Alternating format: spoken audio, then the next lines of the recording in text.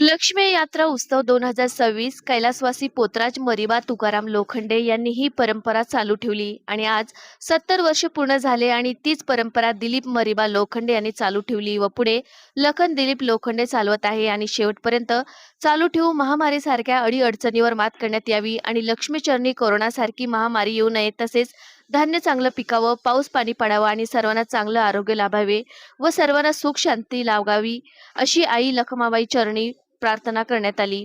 यावेळी पोतराज वाजंत्री संघटना महाराष्ट्र राज्य अहिल्यानगर जिल्हा अध्यक्ष व न्यू अधिमाया पोतराज पार्टीचे संस्थापक लखन भाऊ लोखंडे तसेच वाजंत्री संघटनेचे जिल्हाध्यक्ष विशाल भाऊ वैरागर तसेच पोतराज ऋषिकेश वैराळ वंश साठे, गणेश गायकवाड, शंकर बुलाके, ओम खुडे, साहिल भालके, पवन शेरकर, रोहित शेलार, लखन लोखंडे, इंद्रभान खुडे, लखन त्रिभुवन, वाजंत्री राहुल वैरागर, राम लोखंडे, महेश चांदणे, कार्तिक गायकवाड, दिवटे मास्टर, साबळे मास्टर, बापू शिंदे, पप्पू वैराळ, सागर खुडे व सर्व शिष्य परिवार व समस्त रामवाडी मित्रमंडळ।